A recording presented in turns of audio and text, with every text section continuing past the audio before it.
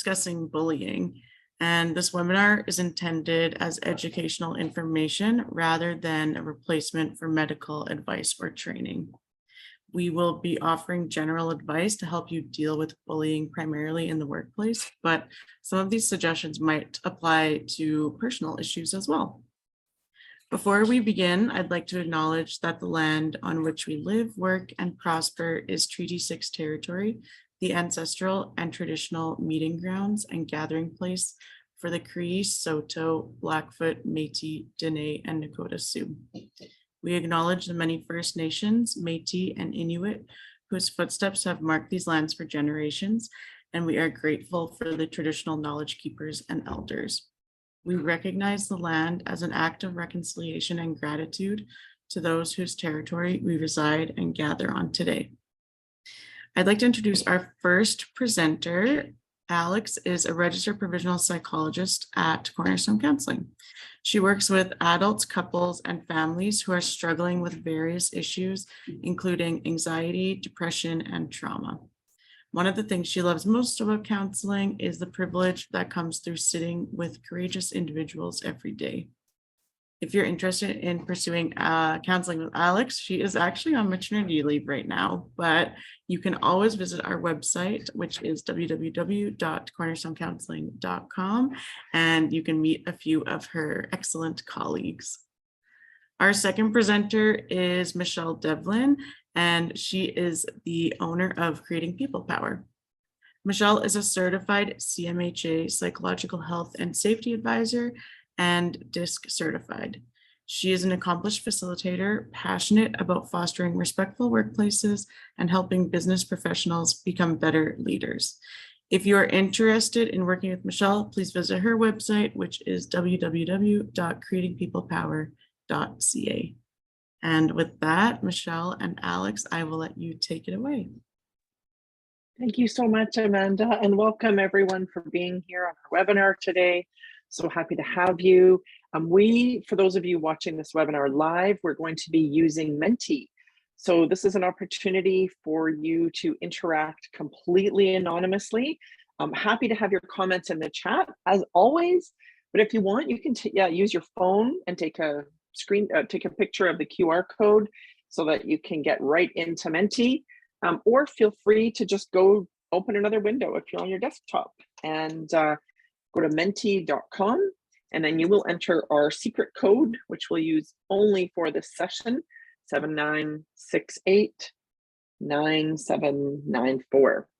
We'll let you sort of give it a test out. For those of you giving us some likes, thank you so much. I see you're already in there. And I'll just give people sort of one moment to get logged in, and then we'll do kind of a trial run. For those of you who've never used Menti, I just want to make sure that you know it is completely anonymous. And our reason for using this is to give people an opportunity to have a voice on the topic of bullying, but to remain completely anonymous. We know that this can be a difficult topic to talk about for some of us. And so we just want to acknowledge the safe space. All right. So the way in which you can try out Menti is by using an emoji that describes how you're feeling today. So maybe give us a sense of, what you're looking like, what you're feeling today. And if you don't have the emoji keyboard, no problem. You can always just type a word if that works for you. Oh, I love that. I always never really know, Alex, what the upside down smile means, but I think it's a fun one. I know. Are they having too much fun? Are they not sure about today? Yeah. Yeah, totally. A bit mysterious. We have some people feeling a little loopy, some people happy, some people feeling cool, feeling good. I love it. All right. We just like to get a sense of how people are feeling. And if, again, you're just sort of getting comfortable with Menti, no problem. Thanks to those putting in the chat as well. Happy to see some smiling faces out there, even if we don't get to see you in person. All right. So let's talk a little bit about bullying and really its definition. So we thought this would be a great place to start so that people really understand the terminology around bullying. And we want to put it in the context that I think many of us kind of think about a schoolyard bully. They're bullying by definition is actually a verbal comment or any sort of behavior. So it doesn't just need to be verbal, it can be conduct that can mentally hurt or isolate an individual in the workplace.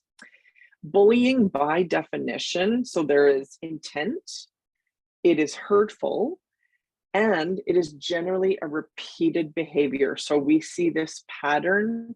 Bullying is a form of harassment. So harassment can be a one-time incident, but bullying really has this repeated element. And as noted on the slide at the very bottom there, there's also, it's really been described as this assertion of power through aggression. So there is some sort of element of control when or person trying to control someone else or other people when we're talking about bullying. So just to make that really clear, there's an element of control, there is intent, and it is generally a repeated behavior. Anything to add to that, Alex? No, I just like that you mentioned the intent behind it and that assertion of power, because of course, sometimes in our personal lives, in the workplace, we might have a bad day, or a colleague might have a bad day, something hurtful might be said, but there was not that intent to assert power or to demean someone else. Whereas bullying, you can really tell that someone is being very intentional about sort of what they're doing to you or the victim of bullying. But nicely said. Yeah, absolutely. And I think what we really want to do is also describe what bullying can be. So a lot of the work that we do centers around bullying in the workplace. And oftentimes we think of it as one-on-one, right? Just like that last image represented one person bullying someone else. But quite frankly, oftentimes we can see one person even bullying a whole group of people at work, or where a whole group of people is bullying one person. So an example of that might be excluding someone intentionally from meetings, from going out for coffee or lunch. And we'll talk about sort of that's my free time a little bit later. And I've even had examples, and I think we talked about this, Alex, when we were sort of preparing the content, is I've even seen examples of workplaces of entire groups bullying an entire other group. So sort of two departments that are intentionally trying to sabotage each other. Those would all be examples of bullying. Those are great examples. Yeah. And some that I don't think we often think about. And I mean, I know that in the work that you do hear some of the workplace examples, but it's not just at work that we experience bullying, right, Alex? We know that this happens in our friend groups, with our families. So maybe, do you want to share a couple of examples in that regard? Definitely. I think it gets a bit confusing, as you said earlier. I liked your example there of, we often think about the schoolyard bully just being one person against us kind of thing. And maybe we're not even related to them. We don't have a friendship with them. But as we mature and become adults in this day and age, it's harder to sort of figure out what bullying looks like on relational levels. And I mean, I see lots of people come in and speak about bullying.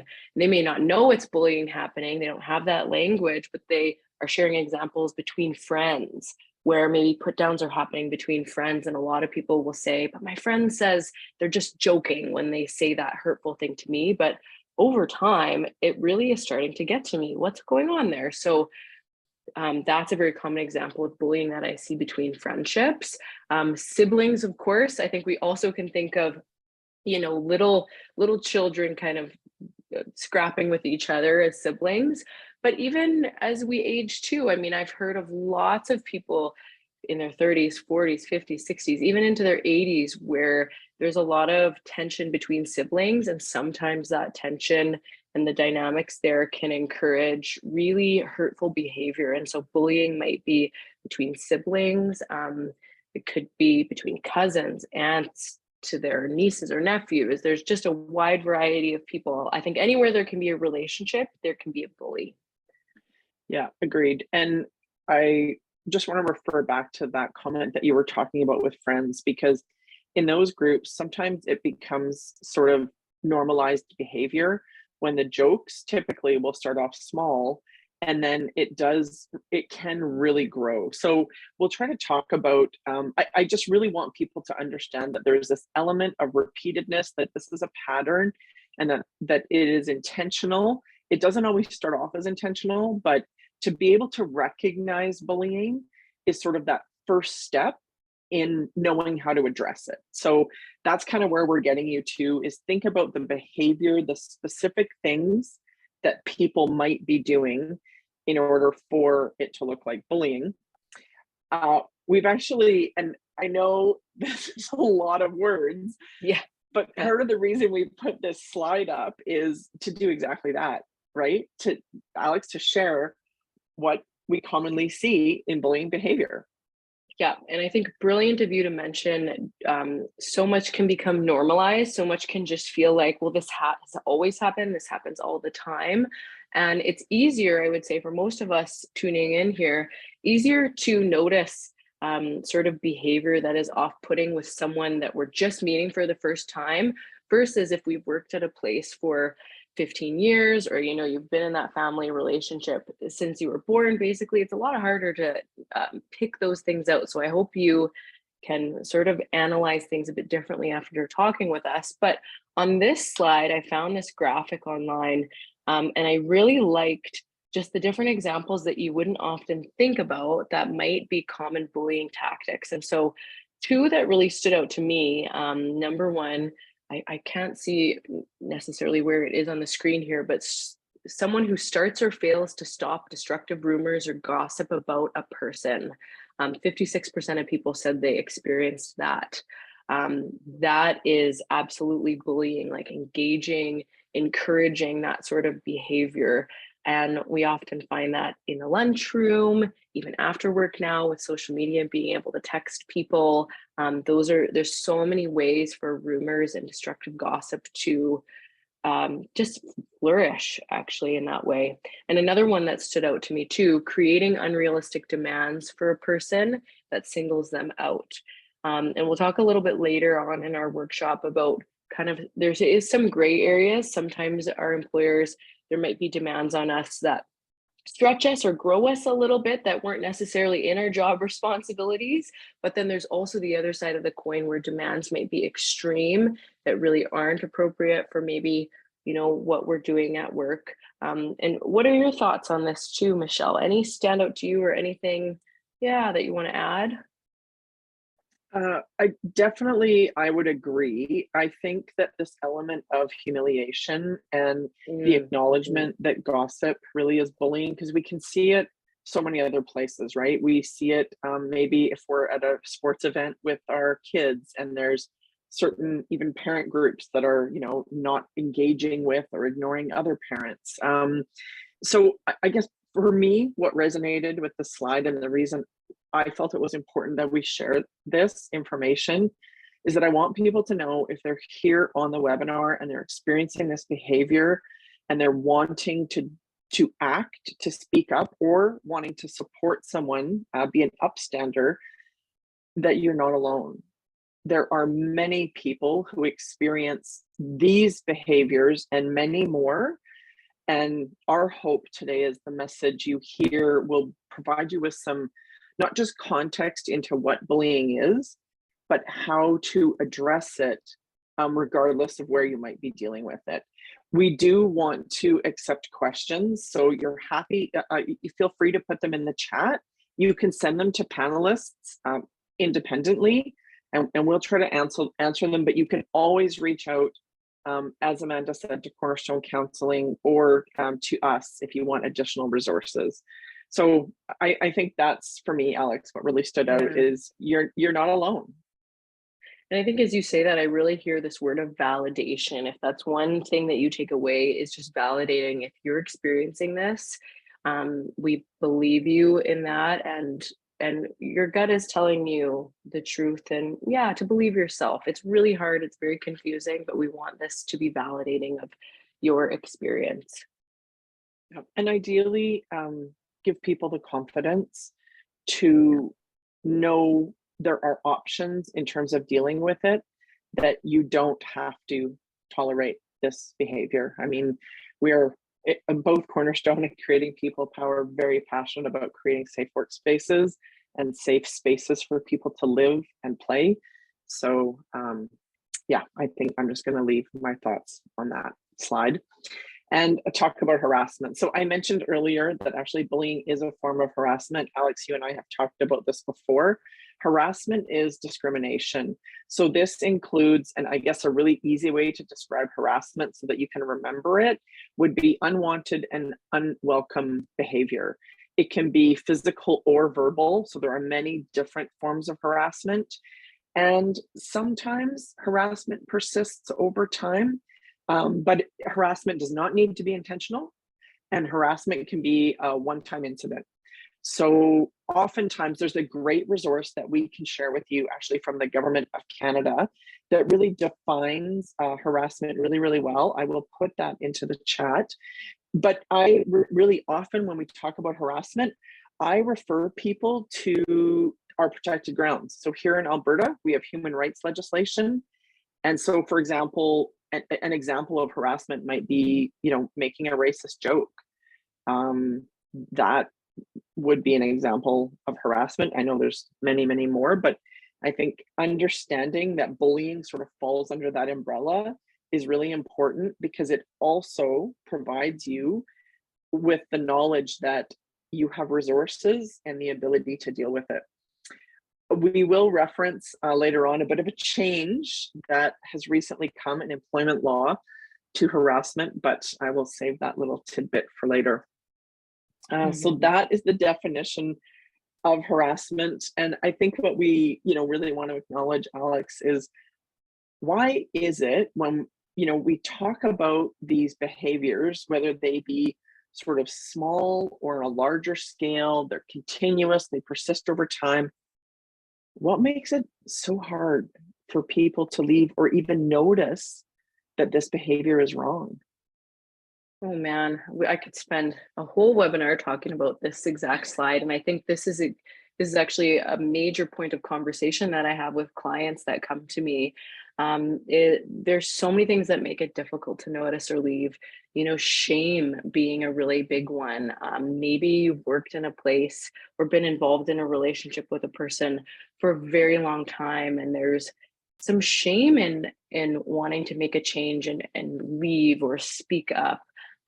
Confusion is another big one too. Perhaps you feel as though someone is your friend, but they're also engaging in these behaviors towards you or somebody else in your workplace, and you're left very confused. Like, I really love Bob, but he also does these things that aren't appropriate. I'm just not even sure how to feel about this situation. Fear can also be something that encourages just challenge around leaving or noticing these things. Fear of what's to come if I speak up about this, if I go to my supervisor. A lot of people will even say to me that maybe it's the supervisor or the people sort of in more powerful jobs. Oh, I'm losing my words today. You know what I mean? More powerful positions that are the ones that are maybe inflicting some harm. And so there's some fear in, well, if I go to speak to them about this, they're the ones who might be perpetrating this. And I'm not sure, will it get worse if I say something, that kind of thing. And then another thing too, that Michelle and I were talking about, is there are just some industries out there where mentality is, this is just normal behavior.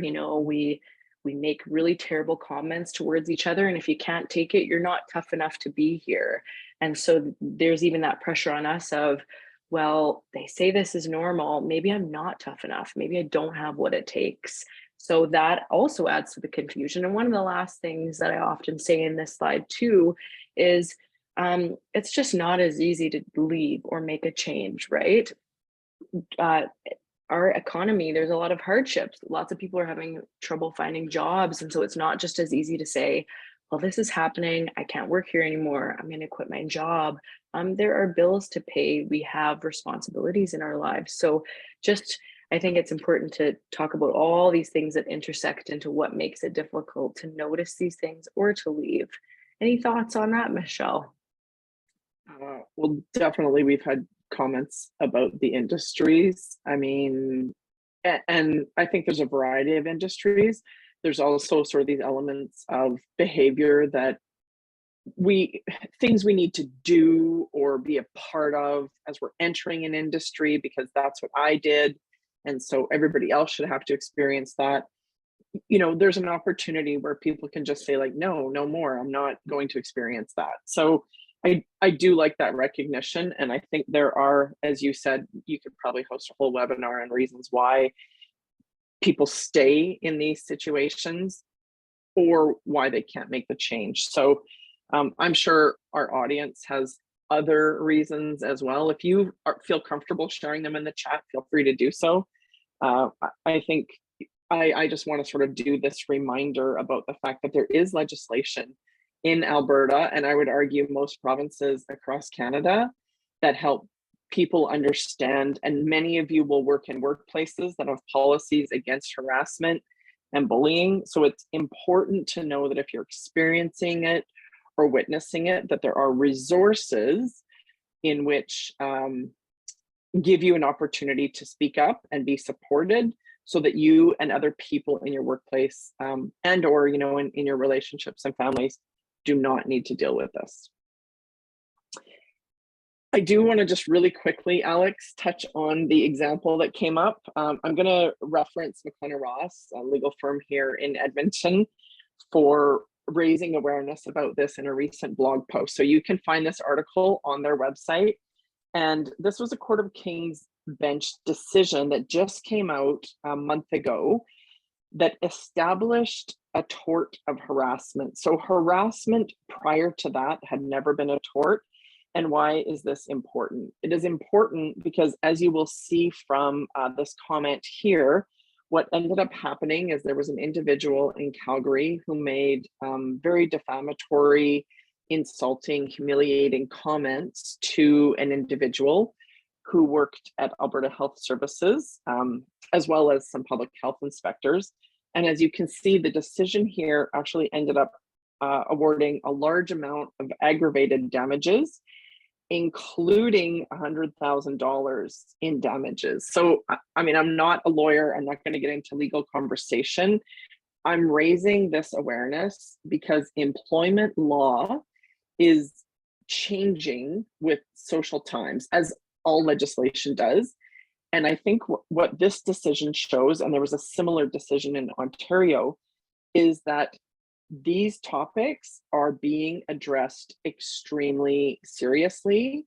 And now when we're looking at damages and the opportunity to take someone to court over treatment like this, it demonstrates that there is that people in society will no longer tolerate this kind of behavior. Very big decision. Thank you so much, Amanda, for putting the link to that article. I really appreciate that. So yeah, sorry, this is me again, just talking about and reminding people about the protected grounds. I referred to them earlier. So when we talk about harassment, you cannot discriminate against someone based on these 15 protected grounds. These are the ones here in Alberta. Now,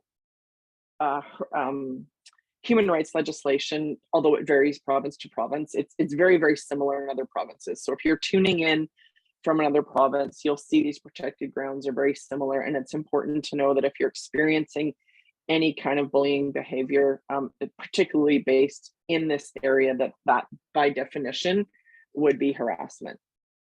So the other area of legislation, just as a final point in terms of support, is occupational health and safety. So back in 2013, the provinces of BC and Ontario really started having conversation around the fact that occupational health and safety legislation is not just about physical safety, it is also about our mental health, which is where the term psychological safety was then written into much of the OHS legislation. So across Canada, sort of from 2013, here in Alberta, we saw changes as of June 1st, 2018.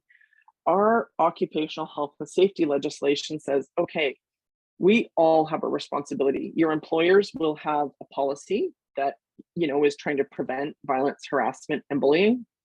But what the OHS legislation also said is that supervisors, so people people who have people entrusted in their care, need to take a proactive role in preventing bullying and to not allow it to take place on their teams, and that employees, every single employee, has a responsibility not to engage in these kind of behaviors.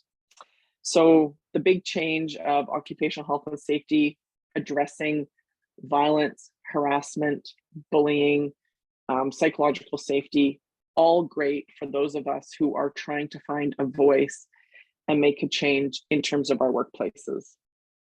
Now, Alex, I know that legislation refers a lot to our workplaces. It's not always as easy when we're talking about family and friend relationships. So can we maybe just sort of say, like, help us understand, where's the line? How do we know if this behavior is inappropriate? Absolutely. And don't we just wish things could be black and white of, okay, I can see this behavior is happening, it's either good or bad. But a lot of conversation actually is about the gray area, which is the most confusing part.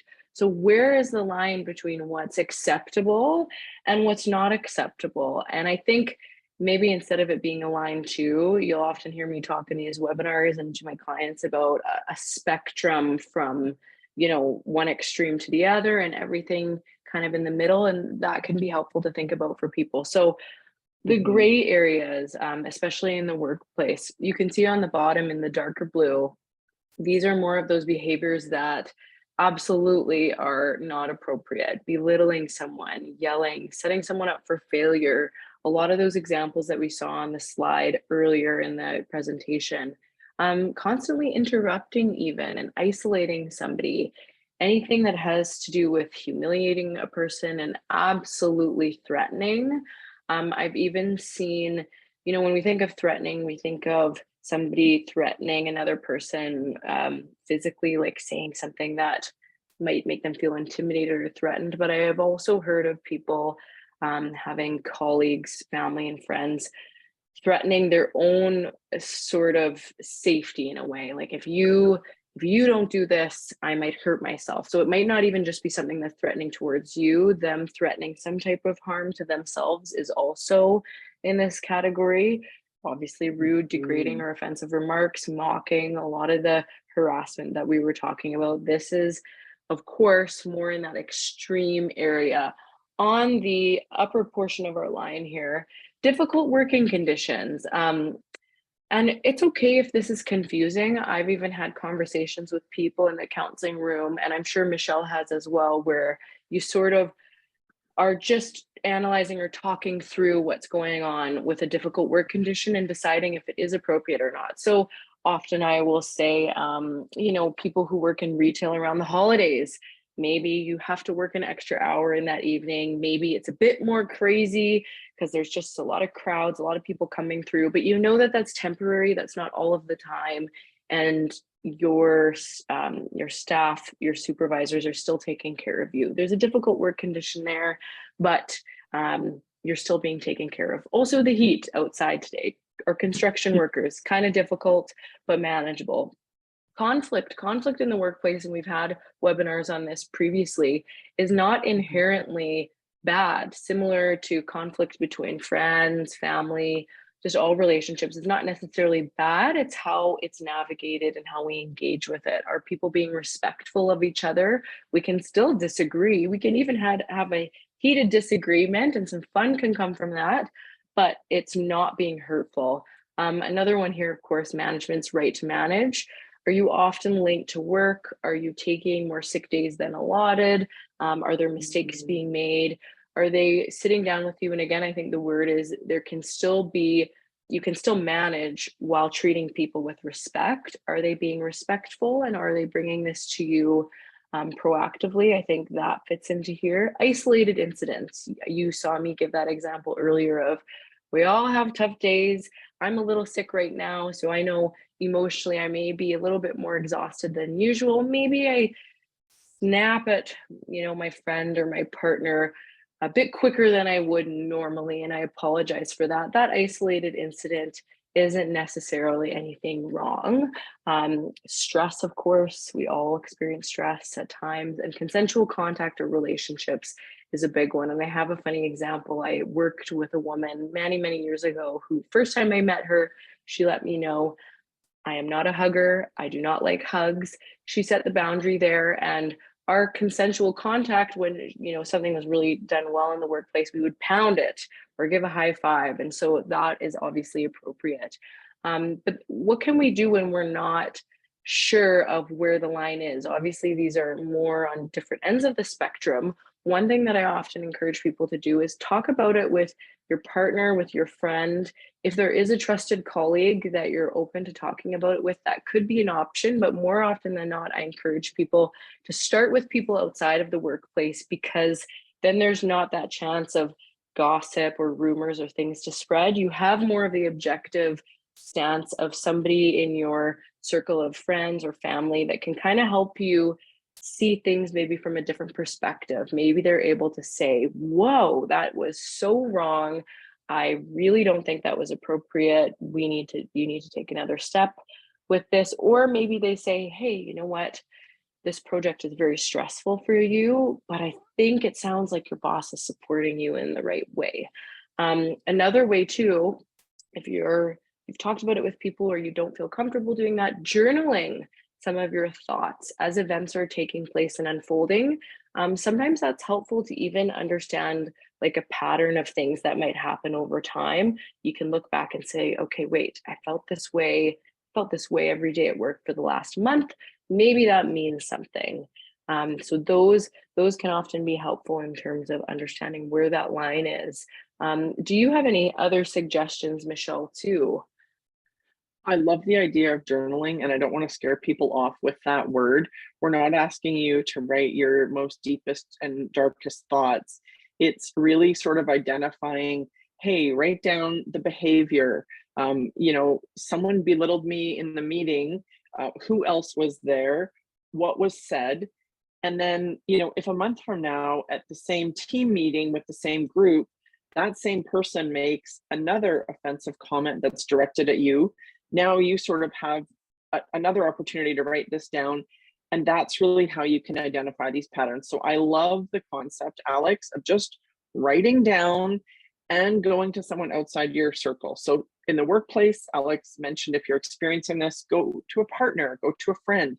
And if it's a friend or family member that you're experiencing this behavior with, maybe you go outside of that circle, because it just provides us with some perspective, because this topic is very emotional, right? So we have lots of emotions around what's happening, what we're feeling, and the ability to talk through it. Obviously, Alex, I'm going to refer as well to a therapist. This is a great place to go and have conversation. So absolutely. Good suggestions. Yeah. I think people sometimes think therapy, you have to come to talk about emotions. No, we talk through a variety of different things, and we can help you on these topics as well. Another really important thing to just touch on is, what might you feel when you experience bullying? Because I think even this part can be confusing.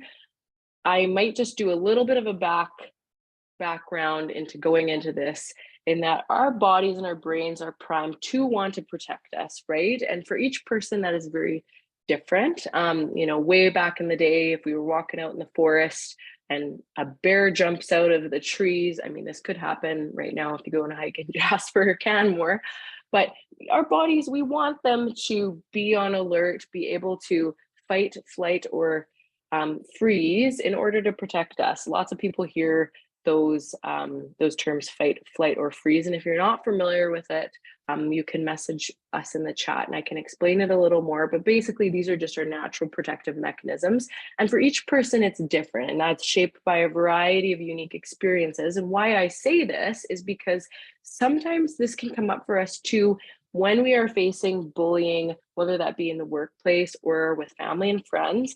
And so every person might have a different response, and it's very important to talk about.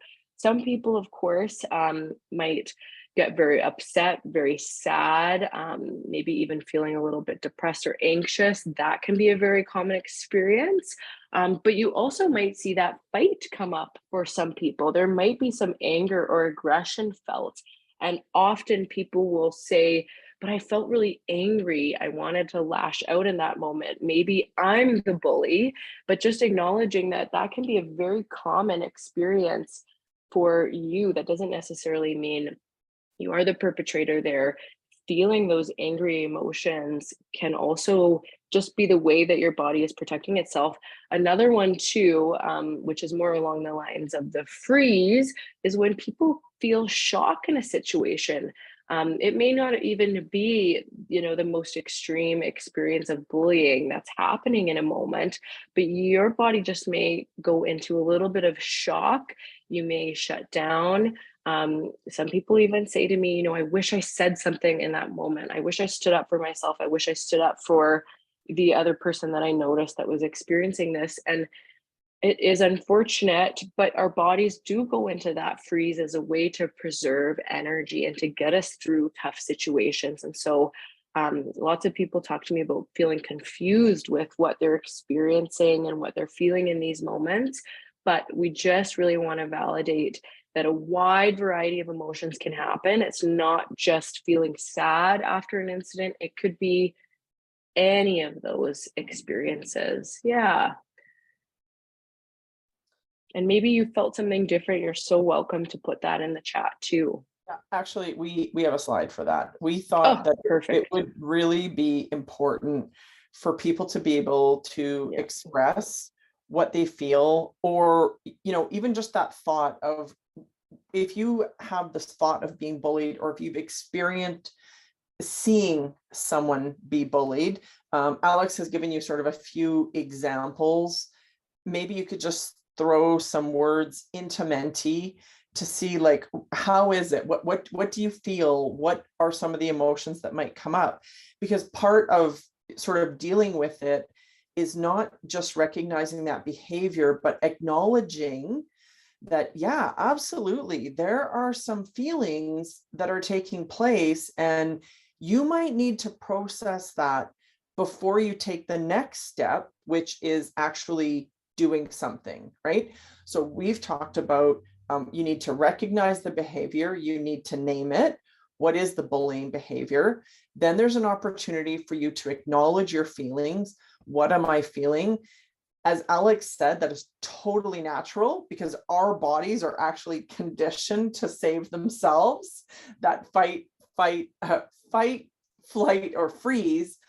And so this is a bit of a process. And again, I think this is a process that you don't need to do by yourself. If you're someone like me, Alex, and that, my emotions can run really high, sometimes just being able to talk this through with someone and to write down, yeah, I was really hurt. I was frustrated. I felt so vulnerable. Just being able to get those words out of your brain and then sort of acknowledge it.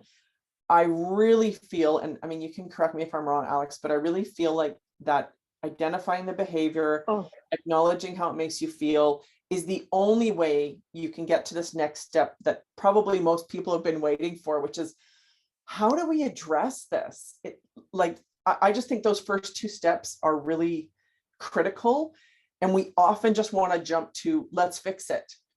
Yeah. Which you can't do unless you've done steps 1 and 2, right? Having this language, I think, no, you hit the nail on the head. Having this language is very powerful. There's something freeing about it too. When you know what's happening for yourself, you feel more equipped to respond and figure out a solution, problem solve. So no, I think that was brilliant.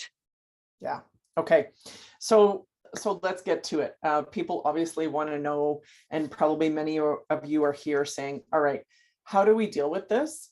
So I do want to say that being able to address these situations as soon as possible is important.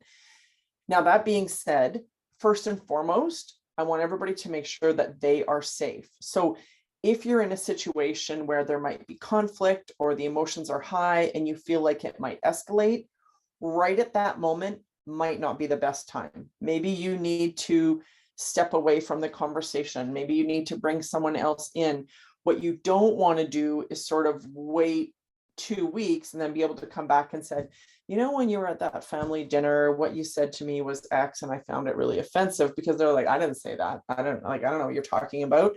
Same at work, right? So it's sort of figuring out what is this ideal amount of time, and only you will know that.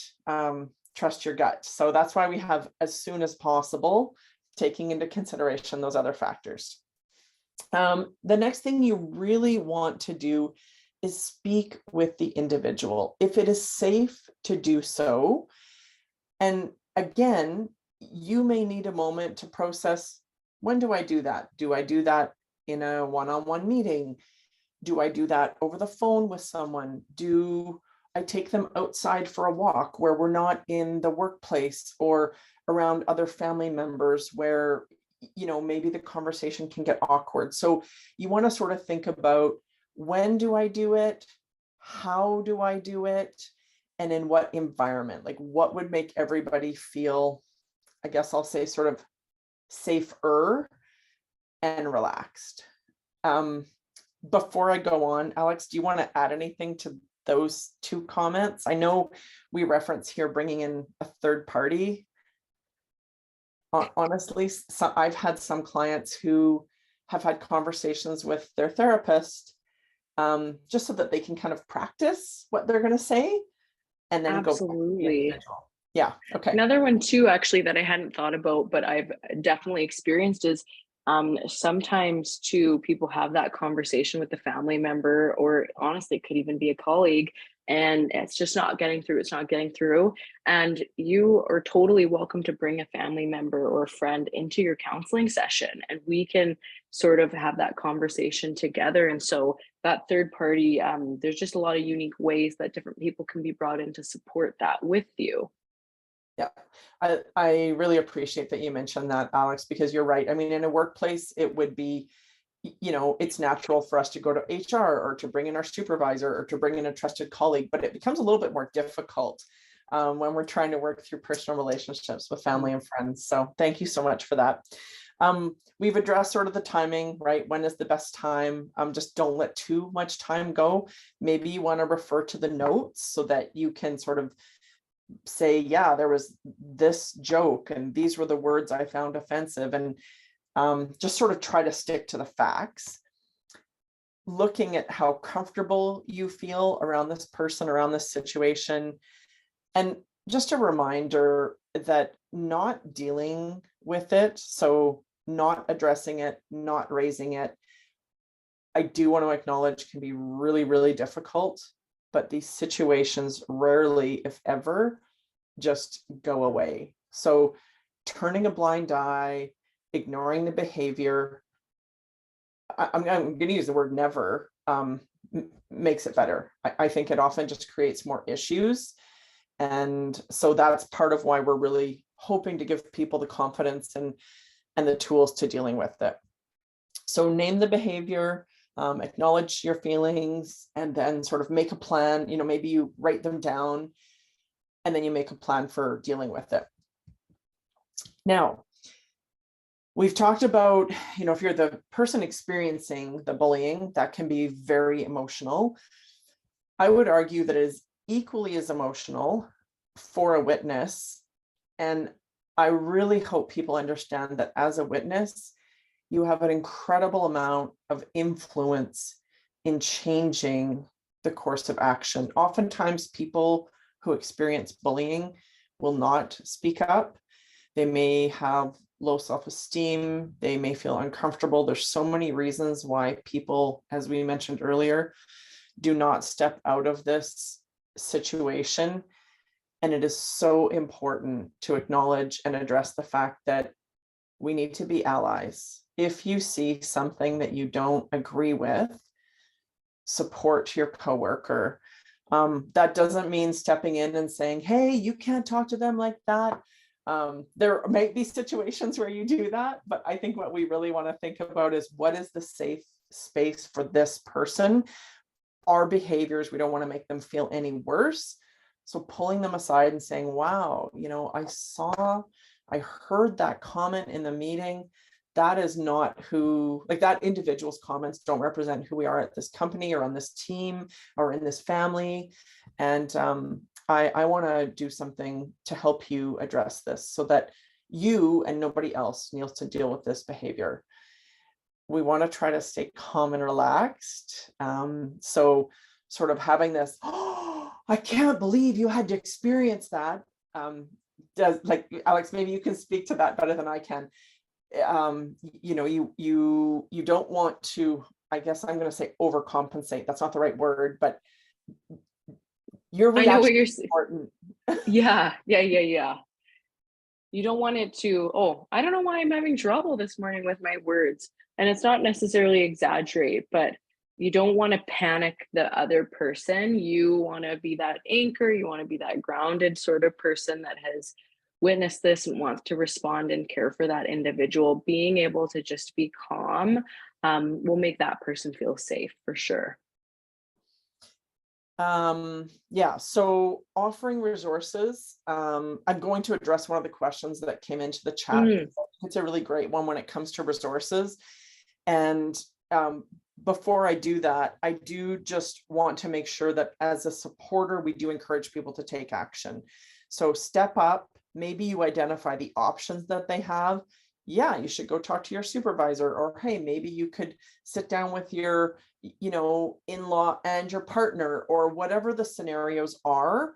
Just being able to walk through logically some options and help that person say, yeah, this is the one that I feel is the safest. Maybe, again, like I mentioned earlier with your therapist, you could role play the conversation or just practice it so that you gain the confidence in terms of how am I going to step into this. And then be sure to check in with your coworker or your family member or your friend.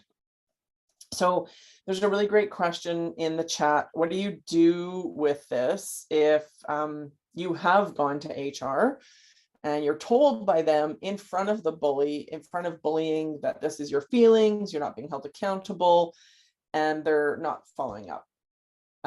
So basically, I think if I've understood the question correctly, you've tried to make the complaint to a department and or individual who is essentially there to help you address it, and they're not doing anything. What do we do? This is a tricky one. And I'm curious actually to hear, Michelle, because I know you work with a lot of individuals that probably share this with you. I'm curious to hear what your sort of advice or guidance would be on this question. Yeah, I do. So, I mean, every one of these situations are very unique and different. There's generally an opportunity to either speak with your supervisor, unless, of course, your supervisor is the one who is doing the bullying behavior. I always refer people to their policy. What does your company have in place? What can you fall back on? And if there's an opportunity for you to bring that forward, if someone isn't taking it seriously, so that you have that backing, it's generally best to try and deal with it within the organization first. You can always report this behavior that you're experiencing, if it is bullying and or harassment, to, let's say, occupational health and safety. They can come out to your place of employment, and then you're outed, right? Everybody knows that there's been a complaint. They might do an investigation, which, I mean, sometimes that's what people need to resort to, quite frankly. I always try to encourage people to be persistent internally, because it's an opportunity for the organization to learn. And the challenge with that, I want to acknowledge, I'm not trying to make it sound easier than it is, because it's very difficult to have these conversations. The challenge with that is, A, it takes time, because some of these behaviors have taken place over the course of months or years. Sometimes those behaviors have elevated people into positions of power and or supervision. So they're, as we mentioned earlier, endorsed either by the industry and or by the culture of the company. And so that then means that there might be an opportunity for you to reflect on what you're experiencing and what your choices are. So yeah, they're hard. They're very hard to deal with. I'm not a lawyer though, so I think there's sort of that perspective as well, is depending on specifically what the behavior is, that would be important to take into consideration. What resources and what options do you have? That's usually my recommendation, is to look at options. Yeah. Well said. All right. So anything else you can do? I would love to just highlight the 3 R's, Alex. I don't know if you've seen these. Sometimes they're 5 R's, sometimes they're 6 R's. Yeah, so there's a really easy way, and it's really sort of just reinforcing what we've talked about, and it's recognizing, refusing, and reporting. So going back to, you need to recognize what the behavior is. It's really important when with any complaint, with any inquiry, to say, what is the bullying behavior? Is it belittling? Is it jokes? What exactly is it? Write down the effects. So the behavior is X and it made me feel Y. So once you have that, then there's an opportunity to be able to refuse. Whether we are the individual who's experiencing, as we mentioned, or a witness, there's an opportunity for someone to step in and say, this is wrong. And we know that bullying occurs when it continues to occur, when it's allowed to occur. So part of our role as a bystander is not laughing at those jokes in the lunchroom, not allowing people to be singled out and left out from coffee, not sending or participating in gossipy conversations or spreading rumors. All of those enable a toxic environment, whether it be in our workplaces or within our families. And it's really just sort of thinking about what behaviors, what words, what conversations support a safe space. So recognize, refuse, and then going back to the question that we just had would be, we need to report it. There generally is in most companies today a mechanism with which you can do that. And obviously there's always an opportunity to go to a third party. I love those 3 R's. Yeah, maybe Alex, I know we were going to refer back sort of, can you talk a little bit about boundaries? That was just, I think, our last webinar, but I feel like this is sort of a nice segue into this conversation about being able to set boundaries. Yeah, so you can see on the slide, it says, what else you might do. Document, journaling, we've talked a little bit about that, keeping that log.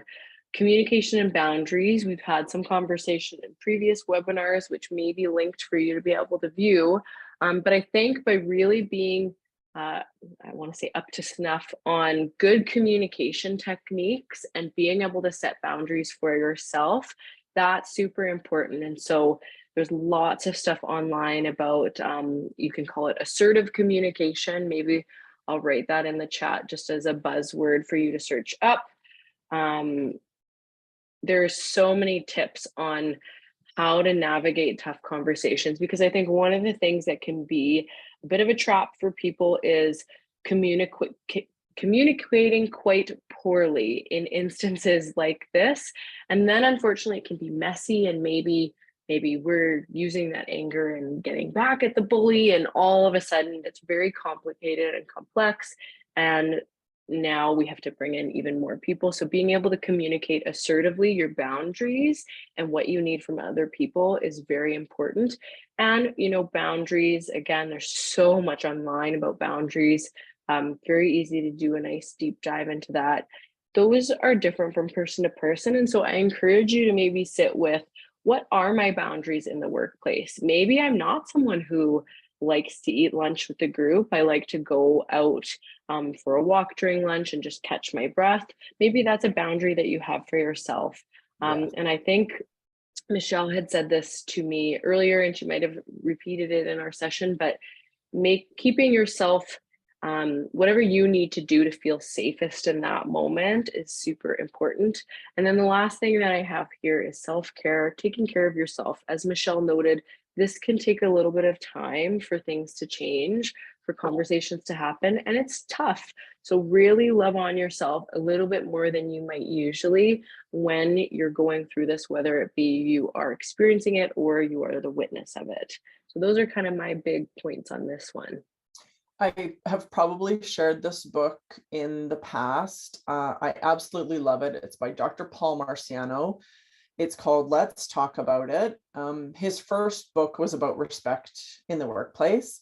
And this one, although it is workplace centered, is really a great opportunity, Alex, like you said, to get some strategies on how to have these conversations that, quite frankly, these are tough. And we know that. We know these are tough. So I know we're getting short on time, but Alex, I really wanted you to show this chart. I love it. If you want to screenshot this, feel free, or email us. We'll send you the slides. Can you refer to this? Yeah, and so of course, I wish I could have even made this chart bigger. There's probably a million different offshoots from incident occurring in terms of what could happen. But for me, I'm someone who likes a flow chart. It helps me make decisions. And so maybe you make a flow chart for yourself.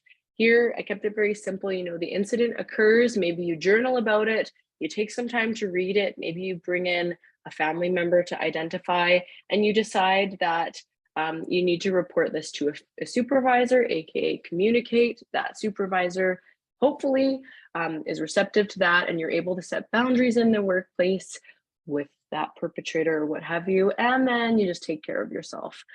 Or maybe you analyze and you realize it's actually really safe to communicate with the colleague or with the person that is perpetrating some of the bullying behavior. You do that again, hopefully in a perfect world, they're receptive, you're able to set some boundaries and you take care of yourself.